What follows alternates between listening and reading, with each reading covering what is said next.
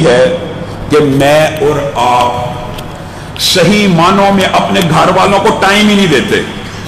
وقت کا نہ ہونا یہ بھی ایک بہت بڑا دور حاضر میں بہانہ بنا لیا لوگوں نے.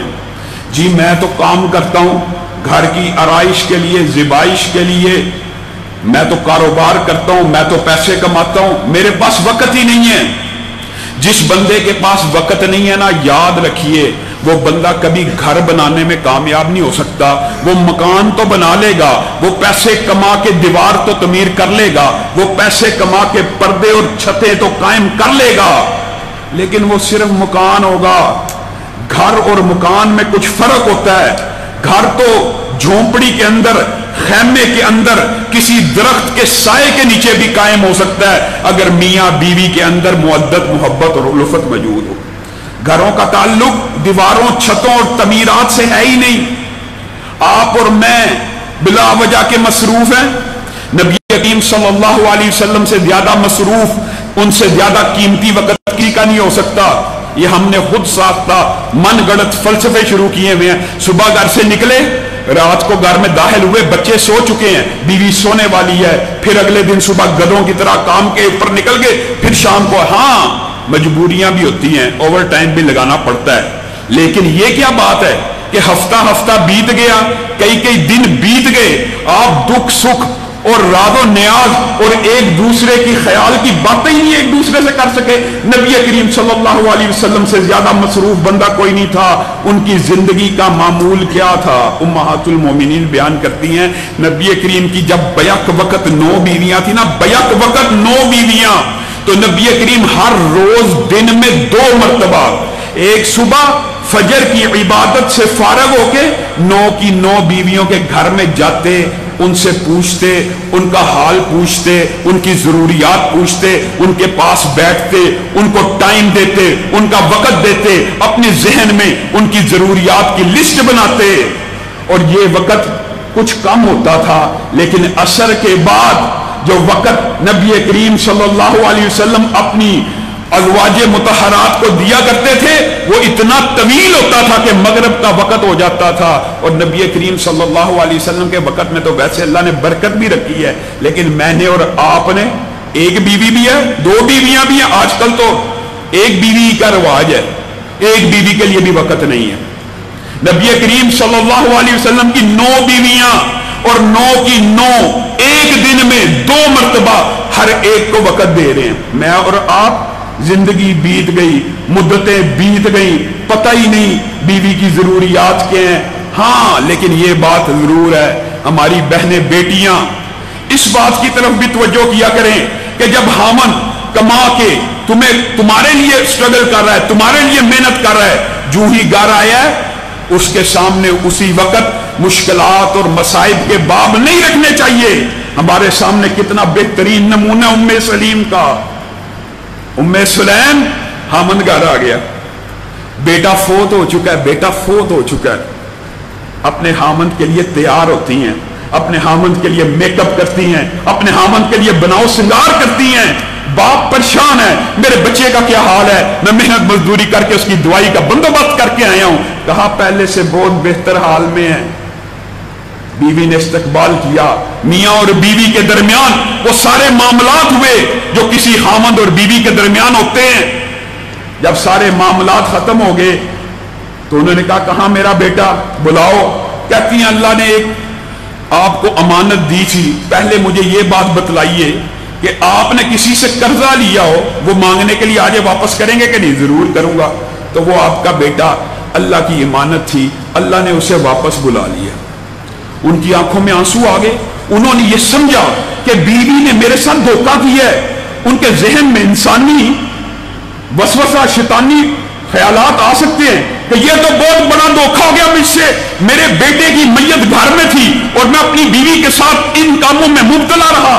نبی کریم صلی اللہ علیہ وسلم کے پاس شکایت لے کے پہنچ گئے، آقا میری بیوی نے عجیب و غریب حرکت کی ہے، میری بیوی نے مجھ سے یہ چھپا لیا کہ بیٹے کی میت گھر کے اندر ہے، ہم نے وہ تمام کام کیے جو میاں اور بیوی کرتے ہیں.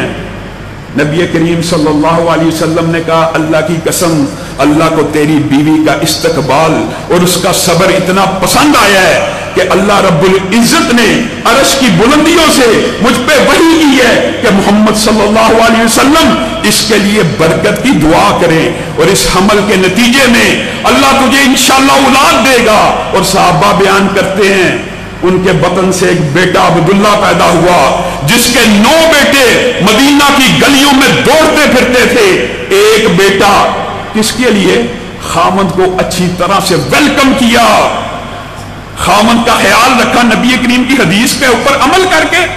اور اسی حوالے سے بنی اسرائیل کی بھی ایک روایت موجود ہے، نبی کریم صلی اللہ علیہ وسلم نے ام سلیم کا یہ واقعہ سنا، کہا اس نے بنی اسرائیل کی عورت زبارہ کی یاد تازہ کر دی کہ اس نے بھی اسی طرح کا عمل کیا تھا، اس کے گھر میں دعوت تھی، اس کے 2 بچے کنویں میں گر گئے، اس نے اپنے خامند کو اطلاع نہیں کی، خامند دعوت سے فارغ ہوا، کہا میرے بچے کہاں ہیں؟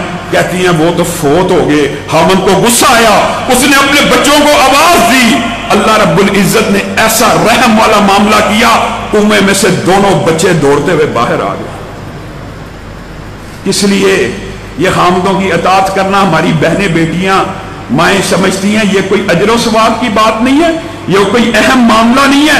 اللہ کی قسم نبی کریم صلی اللہ علیہ وسلم نے مردوں کے اوپر سخت احکامات نازل کیے ہیں، چاہے ہماری بہنیں مانیں یا نہ مانیں، بہنوں کے اوپر نرم احکامات نازل کیے ہیں۔ ایک حکم ان میں سے یہ ہے کہ کوئی عورت صرف 5 وقت کی نماز پڑھنے والی ہو، صرف رمضان کے روزے رکھنے والی ہو۔ تیسری شرط کوئی اور لگائی، صرف تیسری شرط یہ لگائی خامند کی اطاعت کرنے والی ہو، خامند کی اطاعت کرنے والی ہو، خامند کی اطاعت کرنے والی ہو۔ جب خامند اس دنیا سے جائے خامند اس سے راضی ہو۔ نبی کریم صلی اللہ علیہ وسلم ارشاد فرماتے ہیں کل قیامت کا دن ہوگا، وہ عورت جنت کے دروازوں کے سامنے کھڑی ہوگی، اللہ کہے گا جس دروازے سے جی چاہتا ہے داخل ہو جا، جس دروازے سے جی چاہتا ہے داخل ہو جا۔ امت کے لیے یہ اعزاز نام لے کے حضرت ابو بکر کو حاصل ہوا کہ ان کو جنت کے 8 دروازے پکاریں گے، ان کی قربانیاں، ان کی محنتیں، ان کی زندگی آپ کے سامنے ہے۔ ہماری بہن بیٹی آج کے دور میں بھی اگر چاہتی ہے کہ جنت کے 8 دروازے اس کو پکاریں تو یہ فیمنزم، سیکولرزم، برابری ان نعروں سے بعد آئے، خامند کی اطاعت معروف میں کرے، گناہ کے کاموں میں نہیں کرنی، صرف معروف میں کرنی ہے۔ اور خامند کو بھی خیال کرنا چاہیے، اللہ کی قسم وہ گھر میں کوئی ملازمہ لے کے نہیں آیا، وہ کوئی خادمہ لے کے نہیں آیا، جو گھر میں آئی ہے اس کا بھی ایک باپ تھا، اس کا بھی ایک گھر تھا، اس کی بھی ایک فیملی تھی، اس کے لیے بھی رات کو اٹھ کے کوئی روتا ہے، اس کے لیے بھی رات کو کوئی آنسو بہاتا ہے۔ اور محدثین نے لکھا اللہ اور اس کے دین نے، اسلام نے ہمارے دلوں کو اتنا نرم کر دیا ہے، اللہ کی قسم اگر ہمارے اوپر لازم نہ ہو کہ بیٹیوں کی شادیاں کرنی ہیں تو کوئی باپ اپنی بیٹی کو اپنے سے جدا ہی نہ کرے۔ ایک وقت تھا زندہ دل غور کرتے تھے، اب وقت یہ آیا ہے کہ ہم اپنی بیٹیوں کی شادیاں ہی نہ کریں۔ اور لوگوں یہ بتلاؤ جو عورت تمہارے گھر آئی ہے کیا اس کا گھر نہیں تھا؟ اس کے بہن بھائی نہیں تھے؟ اس کا محلہ نہیں تھا؟ اس کے ناز نخرے اٹھانے والا باپ نہیں تھا؟ اس کی اداؤں اور لاڈ اٹھانے والے بھائی موجود نہیں تھے؟ وہ اگر تیرے گھر میں آ گئی ہے اب تیرے پاؤں کی جوتی ہے۔ اور بعض بدبخت ایسے بھی ہوتے ہیں، اللہ رب العزت ہم سب کو محفوظ رکھے، جوانی کی ساری دہلیز، حسن کے سارے لمحے، عروج سارے کا سارا خامند کے گھر میں گزار دیا، کمر ٹیڑھی ہوئی، ہڈیوں کا گوتا نکل گیا، بچے پال پال کے رہ گئی، بیمار پڑ گئی، خامند اعتراض کر رہا اب تجھ میں حسن نہیں رہا، اب تیرے میں طاقت نہیں رہی، اب میں تجھے طلاق دینا چاہتا ہوں۔ یہ کیسا بدبخت انسان ہوگا۔ نبی کریم صلی اللہ علیہ وسلم نے اگرچہ طلاق کو حلال کی ہے لیکن یہ کیا معاملہ ہے؟ جب جوانی تھی، جب حسن تھا تب تو اس کو ساتھ رکھتا رہا، آج وہ بڑھاپے کی دہلیز پہ قدم رکھ چکی ہے، تیرے ابھی خیالات اور احساسات جوان ہیں تو تو اس کو کہہ رہا میں تجھے طلاق دیتا ہوں؟ یہ تو نے اس کی خدمت کا صلہ دیا ہے۔ نبی کریم صلی اللہ علیہ وسلم کا اسوہ کہاں گیا ہے؟ نبی کریم صلی اللہ علیہ وسلم نے ایک غزوے کے اندر جویریہ، آپ کو پتا ہے نبی کریم صلی اللہ علیہ وسلم کی زوجیں، ان سے شادی کی۔ یہ غزوہ تھا، اس میں 700 قیدی مسلمانوں کے ہاتھ لگے. کتنے؟ 700. کتنا مال ہاتھ لگا؟ ایک ایک صحابی کے ہاتھ میں 1000 دینار سے زیادہ حصہ آیا. نبی کریم صلی اللہ علیہ وسلم نے اس غزوے کے اندر حضرت جویریہ سے شادی کی. اب مسلمان صحابہ اگلے دن اٹھے. نبی کریم نے کہا اللہ کی قسم نہیں، یہ حیا ہوتی ہے، یہ اخلاق ہوتا ہے، یہ اخلاق نبوی ہے، یہ اسوہ حسنہ ہے. نبی کریم نے صحابہ کی ٹریننگ کیسی کی تھی؟ صحابہ اگلے دن اٹھے، آپس میں باتیں کرنا شروع ہو گئے. یہ جس قبیلے کے قیدی بنائے ہوئے ہیں، اس قبیلے کے ساتھ تو ہمارے نبی نے ان کی بیٹی کے ساتھ شادی کر لی ہے. یہ تو ہمارے نبی کا سسرال ہے. نبی کے کہنے کے بغیر 700 کے 700 قیدی صحابہ نے خود آزاد کر دیے کہ یہ ہمارے نبی کا سسرال ہے. محدثین نے لکھا ہے اللہ کی قسم نبی کریم نے ان سے ڈیمانڈ بھی نہیں تھی کی. صحابہ نے کیا عمل کیا؟ جتنا پیسہ ان سے اکٹھا ہوا تھا، ایک ایک پائی جس سے حاصل ہوا مال غنیمت، اس کو ڈھونڈ ڈھونڈ کے واپس کرنے لگے. یہاں تک کہ صحیح سند کے ساتھ یہ بات بھی آتی ہے کہ اگر کسی کے ڈول کے اوپر لکڑی کا ڈنڈا لگا ہوا تھا، ڈول ہوتے تھے پرانے زمانے میں، اس کے اوپر لکڑی کا ایک ڈنڈا لگا کے رسی سے باندھا جاتا تھا. کہا اگر کسی صحابی کے حصے میں لکڑی کا ڈنڈا بھی آیا، وہ بھی اس نے ڈھونڈ کے اس بندے کو واپس کر دیا کہ یہ ہمارے نبی کے سسرال والے ہیں. یہ پورے قبیلے کا احترام ہے، یہ پوری برادری کا احترام ہے. میں اور آپ کس کھیت کی مولیاں؟ بتائیے. ہم تو اپنے ساس سسر کا احترام نہیں کرتے، کنبے اور برادری کی بات تو دور کی ہے. سسر کے بارے میں نبی کریم صلی اللہ علیہ وسلم کا صحیح فرمان ہے کہ احترام اور عزت کے لائق باپ کے بعد اگر کوئی ہے تو وہ ہے جس نے تجھے اپنی جگر کا ٹکڑا دیا. ہمارے برے صغیر کے اندر برادر اللہ جو بیوی کا بھائی ہوتا ہے نا، برے صغیر معاشرہ ایسا ہے نعوذ باللہ، اس کا نام سالہ رکھا ہوا ہے. کیسی خباثت ہے! جیسے کوئی گالی ہو، اور عام طور پہ جب کسی سے لڑائی ہو رہی ہو یہ بطور گالی استعمال بھی ہوتا ہے. یہ احترام ہے سسرال کا، یہ رشتے ہے سسرال کے. دونوں کے اندر اعتدال ہونا چاہیے. سسرال کا احترام، بیوی کے سسرال کا احترام ایسا ہونا چاہیے جیسے نبی کریم صلی اللہ علیہ وسلم مجھے اور آپ کو بتلا کے گئے ہیں. بتائیے، نبی کریم صلی اللہ علیہ وسلم نے اپنے صحابہ کو ایک وصیت کی. کیا؟ عمر بن العاص نے جب مصر کو فتح کیا تو وہ وصیت منظر عام پہ لے کے آئے. نبی کریم صلی اللہ علیہ وسلم نے صحابہ کو یہ وصیت کی تھی کہ جب تم مصر فتح کرنا تو تم ان کے ساتھ اچھے طرح پیش آنا. بتائیے، مصر کو فتح کرنا تو ان کے ساتھ اچھا معاملہ کرنا. اے اللہ کے رسول، مصریوں کے ساتھ ہم اچھا معاملہ کیوں کریں؟ نبی کریم صلی اللہ علیہ وسلم نے فرمایا اس لیے کرنا کہ میری ان کی سسرالی رشتہ داری ہے. کون سی سسرالی رشتہ داری؟ محدثین نے باب باندھے ہیں. یہ کیسا نبی ہے، یہ کیسا رسول ہے، اس قدر لمبے اور طویل رشتے کی حیا کر رہا ہے. محدثین نے لکھا دو وجوہات ہو سکتی ہیں. ایک وجہ یہ ہے کہ حضرت اسماعیل کی بیوی ہاجرہ، حضرت اسماعیل کی والدہ ہاجرہ، حضرت ابراہیم کی بیوی ہاجرہ مصری تھی، مصر سے آئی تھی. نبی کریم صلی اللہ علیہ وسلم اپنے باپ کی لاج کرتے ہوئے حضرت ہاجرہ کی طرف اشارے کر رہے ہیں کہ ان کے ساتھ ہماری سسرالی رشتہ داری ہے. اور بعض محدثین نے لکھا نہیں، یہ بھی ہو سکتا ہے. اور دوسری بات یہ ہے کہ حضرت ماریہ قبطیہ مصر سے آئی تھی. جو بھی دو وجوہات ہو، بتائیے پورے کا پورا خطہ نبی کریم صلی اللہ علیہ وسلم صرف اپنے خاندان یا کنبے اور قبیلے کے بارے میں اشارہ نہیں کر رہے، پورے کے پورے مصر کے بارے میں اشارہ کر رہے ہیں کہ مصر کو فتح کرنا، ان کے ساتھ عزت اور احترام کا معاملہ کرنا میری ان کے ساتھ سسرالی رشتہ داری ہے. عمر بن العاص نے مصر فتح کیا، جزیہ نہیں لے رہے، ٹیکس نہیں لگا رہے، نرمی کرتے جا رہے ہیں. ان کے علماء پادری حیران رہ گئے کہ پہلے آج تک اس طرح کا فاتح نہیں دیکھا.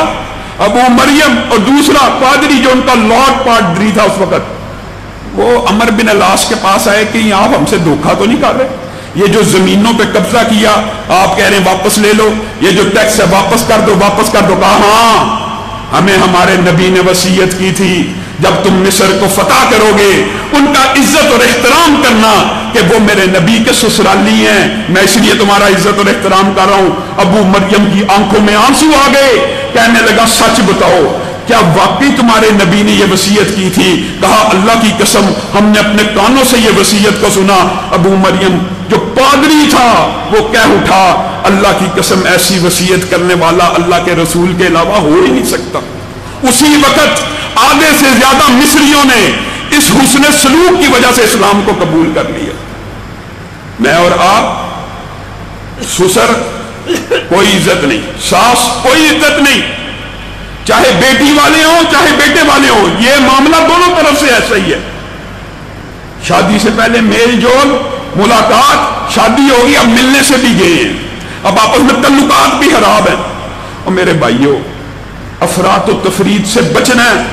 نبی کریم صلی اللہ علیہ وسلم جو اسوہ مجھے اور آپ کو دے کے گئے ہیں ہم نے اس کے اوپر چلنا ہے۔ اور ایک بات اور میں کہنا چاہتا ہوں اپنی بہنوں کے لیے اور اپنے بیٹوں کے لیے بھی، پردے کے حوالے سے ہمارے گھروں کے اندر بہت عجیب و غریب معاملات ہیں، بڑے بڑے دینی گھرانوں کے اندر بھی کچھ رشتے پردے کے ہیں، ان کا پردہ ہونا چاہیے۔ دیور کو نبی کریم صلی اللہ علیہ وسلم نے موت سے تشبیہ دیا ہے، مراد یہ نہیں ہے کہ موت ہے، مراد یہ ہے کہ یہ اتنا قریبی رشتہ ہے کہ اس کے اندر فتنے کا زیادہ اندیشہ ہے، یہ تو گھر میں ساتھ ہوتا ہے۔ جیسے نبی کریم صلی اللہ علیہ وسلم نے یہ اشارہ کیا کہ ایک عام عورت سے برائی اور ایک ہمسائے کی بیٹی سے برائی برابر نہیں ہے۔ ہمسائے کی بیٹی سے برائی کسی عورت کے ساتھ 10 مرتبہ زنا کرنے سے بھاری جرم ہے۔ کیوں؟ کیونکہ تیرا ہمسایہ ہے، عزت کی جگہ ہے، اس کے کچھ حقوق ہیں، اس لیے دیور گھر کا بندہ ہے، اس کا عزت احترام زیادہ ہے، لیکن فتنے میں پڑنے کا خطرہ بھی زیادہ ہے۔ اور دیور کے اندر وہ تمام رشتے آتے ہیں جن کی میں اور آپ توجہ ہی نہیں کرتے۔ پھپھا پردہ نہیں ہو رہا، مامی پردہ نہیں ہو رہا، چچی پردہ نہیں ہو رہا، خالو پردہ نہیں ہو رہا، یہ سارے کے سارے رشتے پردے کے ہیں۔ اور میرے بھائیوں ایک حدیث صرف سنو، غور کرو۔ نبی کریم صلی اللہ علیہ وسلم نے ارشاد فرمایا کوئی غیر محرم کے ساتھ ایک نشست، ایک چارپائی، ایک صوفے پہ بیٹھ گیا، برائی کے لیے، برائی کا تو لفظ ہی نہیں اس حدیث میں، برائی کے لیے نہیں بیٹھا، ایک صوفہ بچھا ہوا ہے۔ آپ بالعموم گاؤں میں جائیں نا کبھی افسوس کرنے تو ادھر عجیب و غریب رواج ہے، ایک ہی بڑا پلنگ ہوتا ہے، اس سائڈ پہ عورتیں بیٹھی ہیں، اس سائڈ پہ مرد بیٹھے، ایک ہی پلنگ کے اوپر۔ یہ کیا رواج ہے؟ غیر اخلاقی، غیر دینی، یعنی شرع کے خلاف۔ نبی کریم صلی اللہ علیہ وسلم اس کی سنگینی اور قباحت بیان کر رہے ہیں کہ جو بندہ ایک مجلس کے اندر، ایک نشست کے اوپر، ایک صوفے، ایک بستر کے اوپر غیر محرم کے ساتھ بیٹھ گیا، یہ برائی کا لفظ اس حدیث میں موجود نہیں ہے۔ نیت چاہے بری ہے چاہے نیت تو نے بڑی پاک صاف رکھی ہوئی ہے کہ آنکھ کا پردہ ہوتا ہے جی، نظر کا پردہ ہوتا ہے، چاہے تو نے یہ فلسفہ اختیار کیا ہوا ہے، اگر تو غیر محرم کے ساتھ ایک بستر پہ بیٹھ گیا، نبی کریم صلی اللہ علیہ وسلم نے ارشاد فرمایا کل قیامت کے دن اس بیٹھنے والے کے اوپر ایک ایسا اژدہا مسلط ہوگا، نعوذ باللہ۔ قیامت کے اژدہے کے بارے میں حدیث پتہ ہے نا، اگر وہ اس دنیا میں آ کے صرف سانس لے لے، صرف سانس، ڈسے نہیں کسی کو، صرف سانس لے لے تو اس زمین کے اوپر کوئی سبزہ نہ اگے، وہ قیامت کے دن اس کو کاٹے گا جس کا اثر 40 برس تک وہ محسوس کرتا رہے گا۔ اگر بیٹھنے کا یہ گناہ ہے تو بتائیے برائی کا گناہ کیا ہوگا؟ میں اور آپ غافل ہیں اس بات کے اندر۔ اور بالعموم ایک اور بات سمجھنے کی ہے گھروں کی اصلاح کے لیے، یہ نہیں یار آپ نے آج یہ نہیں کرنا کہ بس درس سنا فراموش، گھروں کے اندر احادیث رسول، قرآن و سنت کا ماحول قائم بھی کرنے کی کوشش کیا کیجیے۔ نبی کریم صلی اللہ علیہ وسلم نے ارشاد فرمایا جو بندہ اللہ کے دین کے کام پہ گیا، جہاد پہ گیا، تبلیغ کے لیے گیا، اللہ کے راستے میں ہم سب ساتھی الحمدللہ، اللہ کا احسان ہی، اللہ کا ہی کا احسان ہوتا ہے۔ مسجد میں اس وقت بیٹھے میں دین کے کام کے لیے نکل آئے ہیں گھروں سے، الحمدللہ اللہ رب العزت ہم سب کو حج کا ثواب عنایت کرے۔ آپ بتائیے اس حدیث کے اندر کتنی ڈرانے کی بات ہے۔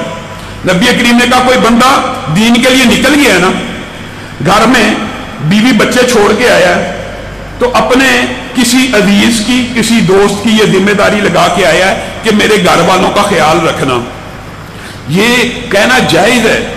کسی کی ذمہ داری، کسی بااعتماد ساتھی کو ذمہ داری دینا، میں ملک سے باہر جا رہا ہوں، میں شہر سے باہر جا رہا ہوں، میرے گھر والوں کا خیال رکھنا، وہ گھر والوں کو فون کرے باجی کوئی چیز چاہیے، یہ اسلامی اخلاقیات اور معاشرے میں عام ہے اور یہ جائز ہے۔ جو بات ناجائز ہے وہ کیا؟ سنیے، ڈریے۔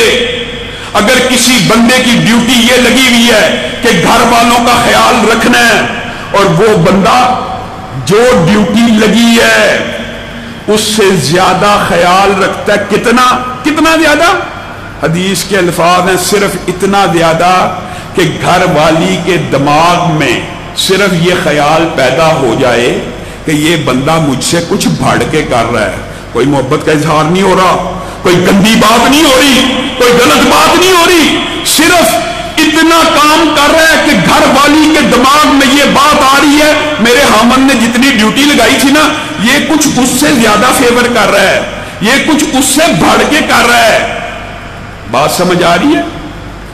میں اور آپ کئی مرتبہ اخلاقیات میں بار بار فون بھی کر کے باجی کوئی کام ہے تو بتائیں، کہنا جائز ہے، لیکن اس طرح اظہار کرنا جیسے خامن سے بھی زیادہ میرے دل میں تیرا احساس ہے، اگر یہ وسوسہ، کوئی بری بات نہیں، کوئی نظر بازی نہیں، اگر عورت کے دل میں صرف یہ وسوسہ پیدا ہو گیا نا، نبی کریم صلی اللہ علیہ وسلم نے ارشاد فرمایا کل قیامت کے دن اللہ اس ذمہ دار کو اس بندے کے سامنے کھڑا کر دے گا، اور اس ذمہ دار کی ساری نیکیاں، سارے کے سارے رجسٹر اس بندے کے سامنے کھول دیے جائیں گے، اور اللہ اس بندے کو کہے گا یہ وہ ہے جس کی وجہ سے تیرے گھر والوں کے دل میں یہ خیال پیدا ہوا تھا، جا اس کی جتنی نیکی ہیں ان میں سے جو نیکی تجھے پسند ہے لے جا۔